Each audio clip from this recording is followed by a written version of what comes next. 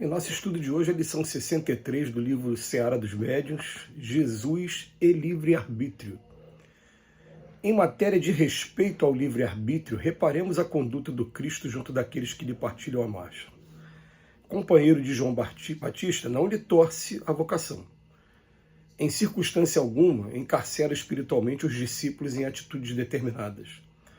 Ajuda sem pedir adesões, ensina sem formular exigências, escarnecido em Nazaré, onde fixara moradia, não procura evidenciar-se, renova Maria de Magdala sem constrangê-la, não ameaça Nicodemos porque o doutor da lei não lhe compreenda de pronta palavra, não exibe poderes divinatórios para impressionar o sinédrio, permite que Pedro o renegue à vontade, deixa que Judas deserte como deseja, confere a Pilatos e Antipas pleno direito de decisão, não impede que os amigos durmam no horto enquanto oram em momento grave. O Cirineu, que se destaca a fim de auxiliá-lo no transporte da cruz, é trazido pelo povo, mas não rogado por ele mesmo. E ainda depois da morte, volvendo ao convívio dos irmãos de ideal, não tem qualquer bravata de interventor. Entende as dúvidas de Tomé. E quando visita Saulo de Tarso às portas de Damasco, aparece na condição de um amigo sem qualquer intuito de violência. Onde surge, o mestre define a luz e o amor em si mesmo, indicando no próprio exemplo o roteiro certo, mas sem coagir pessoa alguma nessa ou naquela resolução. Quando quiseres verificar se os espíritos comunicantes são bons e sábios, rememora o padrão de Jesus e perceberás que são realmente sábios e bons se te ajudam a realizar todo o bem com esquecimento de todo o mal, sem te afastarem da responsabilidade de escolheres o teu caminho e de seguires adiante com os teus próprios pés. A questão do livre-arbítrio é uma questão bastante interessante da gente analisar sempre. Porque a gente ouviu essa frase de um espírito uma vez e a gente está sempre repetindo quando tem oportunidade. Deus permite que a gente esgote todas as possibilidades possíveis de sofrimento, se assim a gente quiser.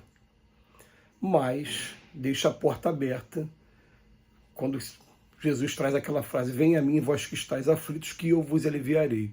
Quando a gente, cansado da dor, a gente começar a querer procurar caminhos novos, a porta está aberta o tempo todo. Mas isso se chama livre-arbítrio. O livre-arbítrio que nos é concedido, ele é um estudo muito interessante que a gente vai encontrar em dois momentos no Livro dos Espíritos, mas principalmente quando vai tratar da lei da liberdade, na terceira parte do Livro dos Espíritos, a gente vai ter um capítulo com um pouco mais de detalhes, mais amiuçado. E ele vem falar para a gente o seguinte, que o livre-arbítrio ele só é tolhido daquele aluno que já passou a fase do aprendizado e ele insiste ainda no caminho equivocado. Então chega um momento em que realmente se torna expiação, assim como o aluno ele pode ou ficar em dependência numa determinada matéria na escola, ou pode ficar totalmente reprovado por conta de, às vezes, uma invigilância numa determinada matéria. Então aí sim, aí o livre-arbítrio ele vai ser tolhido, obrigando o aluno a ter que começar tudo de novo. Mas a gente vai vivendo etapas, eu sinto até isso com relação a mim mesmo, que alguns erros eles ainda são permitidos. E chega um determinado momento em que parece que a providência divina fala, basta, agora chega. Você teve toda a oportunidade possível de aprender e não aprendeu. Então agora a gente precisa que você aprenda só essa disciplina para que você siga o seu caminho de progresso. Quando vem falar agora sobre o Cristo, ele está mostrando um trabalho coletivo que a gente pode comparar com o nosso trabalho dentro da Casa Espírita, com a equipe de trabalho que está com a gente, e pode comparar com o trabalho dentro de uma instituição religiosa qualquer outra, pode ser uma igreja, ou então pode até ser uma obra social também, e vem mostrando como é que costuma ser o trabalho entre a gente. Em primeiro lugar, a gente costuma ter uma dificuldade enorme de arrumar voluntários para poder nos ajudar nas causas religiosas. E existe até uma lei de voluntariado, porque a gente observou alguns casos em que alguns amigos desavisados foram até para a justiça recorrer à justiça na cobrança de encargos trabalhistas, de problemas que dizem respeito a recolhimento de e-social, enfim.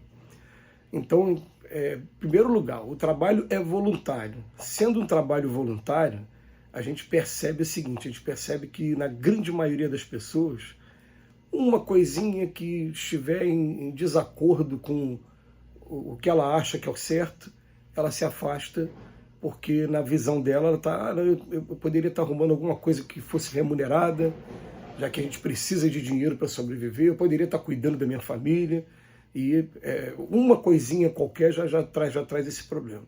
Então, a gente procura ter aquela postura, como o Emmanuel está falando aqui, de fazer o convite para as pessoas, respeitar os defeitos dela o máximo que a gente puder e poder subtrair dela também, né, o máximo que a gente puder também em matéria de dedicação dentro daquilo que ela tem para doar para a gente. Mas o que os espíritos recomendam a gente é o seguinte, porque quando eu falo subtrair o máximo que eu puder da pessoa, a gente percebe, e eu posso dizer que foi uma realidade nossa, muitas pessoas que chegavam com depressão e que elas conseguiram driblar a depressão quando encontraram um grupo de trabalhadores, seja aqueles trabalhadores que estavam cortando alimentos e preparando os alimentos para poder ser colocado numa quentinha e ser levado para a rua, ou seja, quando foi fazer uma visita qualquer só para ter o choque, né, vibracional e ver a condição de pessoas que realmente estão sofrendo, ou então para ir realmente para a rua, que é um trabalho também que não é todo mundo que consegue ir ver o sofrimento das pessoas na rua. Então a gente chama a pessoa, convida a pessoa, tem aquela visão, tem algumas pessoas que se afastam, tem pessoas que começam a entender uma coisa diferenciada, porque é uma energia diferenciada, é claro, não tem para onde correr, né, dessa informação. E a gente começa a fazer esses trabalhos e a gente começa a sentir a presença dos espíritos do nosso lado, nos ajudando, e eles fazem um laço de amizade realmente com a gente. É laço de amizade mesmo, que teve alguns momentos que a gente estava passando por algumas turbulências familiares e depois a gente recebeu a informação de quem estava do nosso lado eram os espíritos envolvidos no trabalho. A gente pensa que mentor da casa só cuida da casa espírita, não. Ele faz um laço de amizade mesmo com a gente, vem nos ajudar também na nossa vida aqui particular. Mas tudo que em torno do livre-arbítrio, o problema do livre-arbítrio é quando eu quero exigir do trabalhador que ele faça dessa ou daquela maneira. Não, eu faço. Olha, o exemplo está aqui. E agora vamos ver como é que a pessoa se desenvolve. Vamos procurar dar liberdade e força também para que ele desenvolva a tarefa dele. Gente, o problema nosso é que a gente, muitas das vezes, a gente pensa que faz melhor, ou até faz melhor mesmo. Né? São duas coisas diferentes, né? Achar que faz melhor e fazer melhor. E a gente quer se substituir a pessoa e não dá a oportunidade da pessoa de começar o trabalho. Mas a gente lembra que quando a gente conversou também de maneira muito ali limitada, muito ainda pisando em ovos, e daqui a pouco a gente começou a trabalhar também, porque alguém deu a oportunidade, alguém deixou que o livre-arbítrio fluísse naturalmente.